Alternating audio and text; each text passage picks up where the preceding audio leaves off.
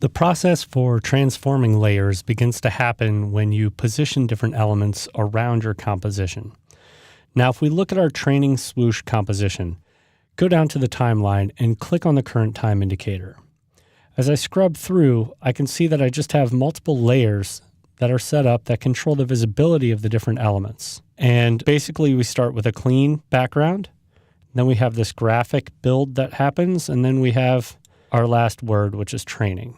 Now I want to add a couple more elements to this project, and as I do that, I'm going to go ahead and position those elements in the scene of my comp panel. Now positioning those elements is also known as transforming. So let's start by adding some background video. Since our background layer here is just a still element, we can open the video folder. And for video, I could either drag it directly down into my composition timeline, or I could drag it right out into my comp panel. Now, the way I typically like to work with video is just by double-clicking the video. That way, it opens up in a footage panel, and I can go ahead and just scrub through with my current time indicator down till I get to a point where I think I want to start using the video.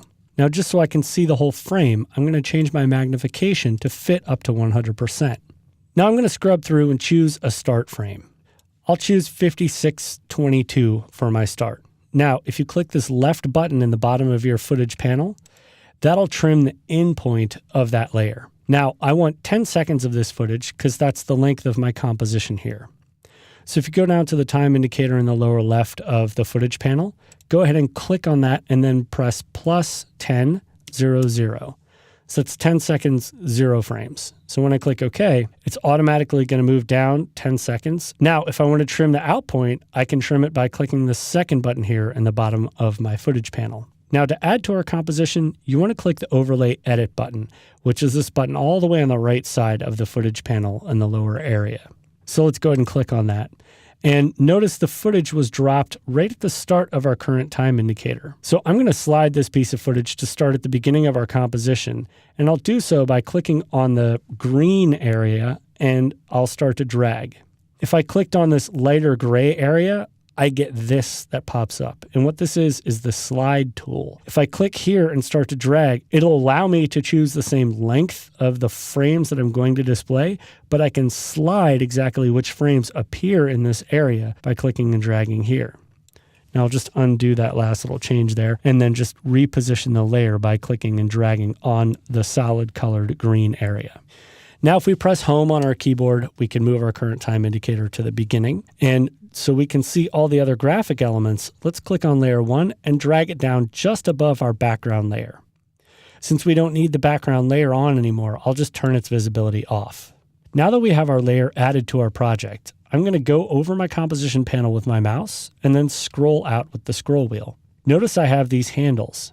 These handles let me know that I can actually transform the position of this layer. So I can transform this in relation to the graphic elements that will be appearing. I'm going to move my current time indicator down the timeline to around 106. Basically, you just want to position it anywhere down the timeline so you can see these graphic elements. First thing, let's work on scale. Click on one of the corners and start to drag. Notice if I drag too much in one direction or the other, I'll distort my image. So I can hold down Shift as I drag to make it drag in proportion. Now I want this to still be slightly larger than the area that's going to render, so I'll make sure the handles are out here in this light gray area. This gray area will not render when you actually go to output this video. Now let's click and drag and slide this off to the left a little bit. And notice if I slide it off too far, then I'll lose the edge of my video. But I do want him kind of positioned off to the side here, so what I'll do is kind of split the difference. I'll position him like so, and then I'll grab another one of the corner handles and just hold down Shift as I drag. Now, as I'm dragging, if you look in the upper right corner of the interface, there's the info panel. Notice it has the name of the file that I have selected, and then it tells me the scale and value that the layer is going to be. So it's 86% of its original size. And then at the bottom, it's showing me how much I changed it. So I increased the size by 17%. Now that that's been positioned, I can scrub through and you can see I actually have video underneath of my project. Now, placing elements in 2D space is relatively straightforward. If you click on the handles, you can adjust the scale. If I click inside this bounding box, I can just reposition accordingly. And again, in the info panel, the info will update. Now, If I press W on my keyboard, that'll open my rotation tool. You should see it up here in the upper left corner of your tool panel. Now with that tool active, I can click on my layer and start to drag up or down, and it will rotate. So let me undo that. And let's add one more graphic element, and we'll position it over here in the corner. I'm going to press V on my keyboard to re-grab my selection tool so I don't accidentally rotate my layer. Open the graphics folder. In there, we'll see our H+ Sport Illustrator layer. So let's drag that down in the timeline to the top of the layer hierarchy.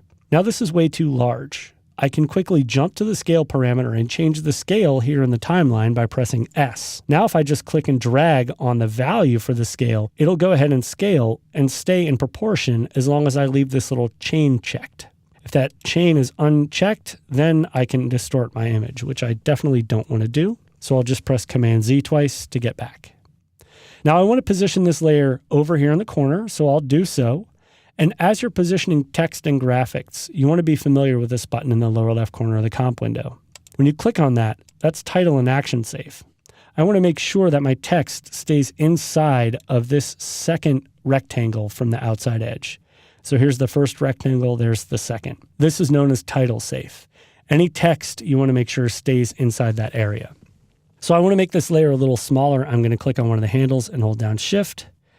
And here we go. In After Effects, you can have layers in 2D space or 3D space. Now, just so we can see this more clearly, I'm going to change my magnification back up to 100%, and I'll press the space bar so I can quickly grab my hand tool. Now when I click and drag, I can move my canvas over so I could see my logo more clearly. Now, in order to see this better, I'll turn my title and action safe off by clicking on the button and then deselecting title and action safe. And if you notice, on this layer, I have this crosshair here. That's known as the anchor point. Anytime I make transformations like rotation, it will transform around that point. Now, when I change this layer into 3D, you'll see this point change. So to make our layer 3D, let's go down and look at the top layer in our timeline. If you don't see these switches set up here, you want to toggle your switches and modes till you can see this. This box right here lets me know that this column controls whether or not the layer is 3D.